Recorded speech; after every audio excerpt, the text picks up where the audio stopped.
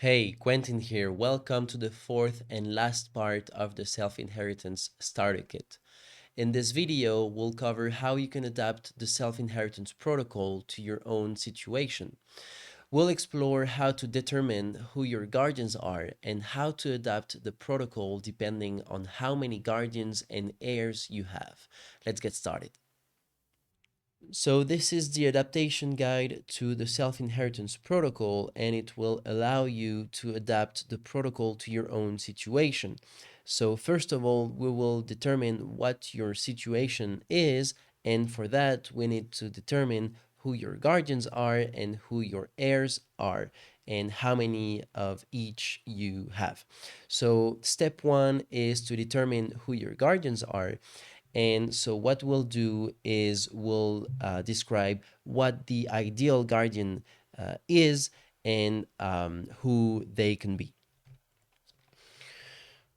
So the ideal guardian is a close family member you can trust will protect your property, in this case, a recovery package. This is someone who is not particularly interested in learning what the recovery package is about, but understands the mission of protecting it. It can be a grandparent, a parent, a sibling, or a child, depending on your age and your family members' ages. Ideally, they are a property owner. So, by that, I mean they own a house they live in. They can make sure that the recovery package is stored somewhere safe, that they can remember, that you can access, and that they won't change their house or move to another house anytime soon. Again, the goal for them is to passively protect the recovery package by making sure that it is stored somewhere safe. So this is a guardian. They don't have to do anything with the recovery package itself, but to protect it. By that, I mean making sure no one has access to the recovery package but you before your death. And after your death, it will be accessible to your heirs and nobody else. So this is basically the mission that a guardian will have as soon as they receive the recovery package. So you can download this guide. You can use this spreadsheet to list who your guardians will be, name, relationship, and location. And depending on who you find, that will help us determine if we need to adapt the protocol. So once we do that, we'll continue with step two, which is determining who your heirs are. This is a bit more obvious. You probably know who you want to pass down your wealth to. It can be your spouse, it can be siblings, children, or even grandchildren. This is up to you and your personal situation. And same here, you can list them with name, relationship, and location, and that will allow us to understand how we need to adapt the protocol if we need to. Once we know who the heirs are, we can continue with step three, adapting the protocol.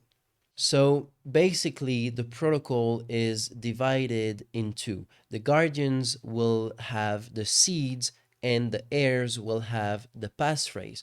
So depending on the number of guardians, we will adapt the number of seeds. So we will adapt the multi-sig wallet. And depending on the number of heirs, we will adapt the number of copies of the passphrase.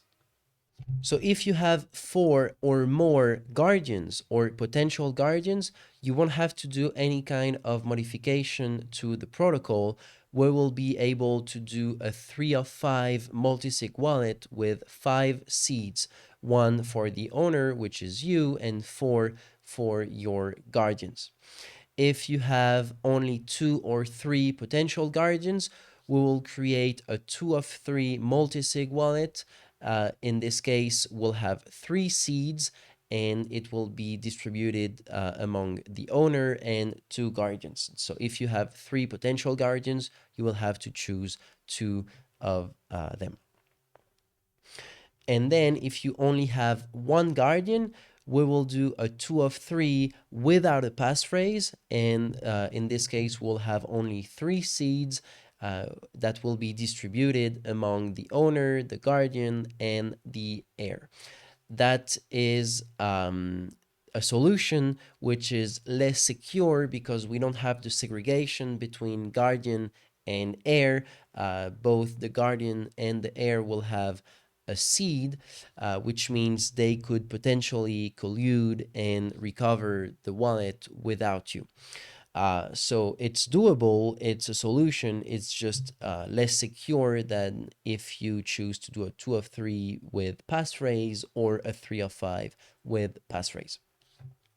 If you go with the 2 of 3 without passphrase, in the case that you have only one guardian, the seed that will be distributed to the heir can be duplicated, and we can make copies of the third seed and distribute it to all the heirs if there are several of them.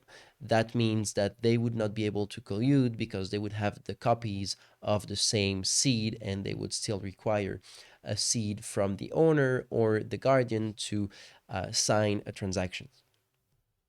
Now, for the heirs, if you have 2 heirs, you won't have to do any modification to the protocol. I based it on a template where we have 2 heirs, which means 2 copies of the passphrase. If you have more than 2 heirs, you will have to add additional recovery packages for each heir with an additional copy of the passphrase. And if you have less than 2 heirs, if you have only one heir, you will have to remove the unnecessary recovery package and the copy of the passphrase that is inside it.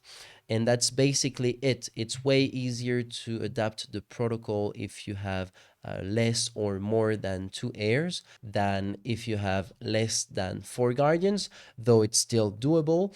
But yeah, for the heirs, it's only creating new copies or removing copies of the passphrase and the recovery packages.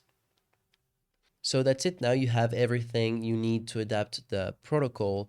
You can download this document and use it to determine who your guardians are, who your heirs are, and how you need to modify the protocol to suit your own situation. Now that you know how to adapt the protocol to your own situation, you have everything you need to get started building your own multi-generational vault and implement self-inheritance.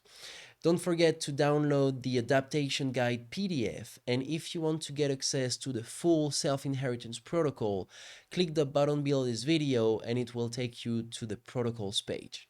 See you there.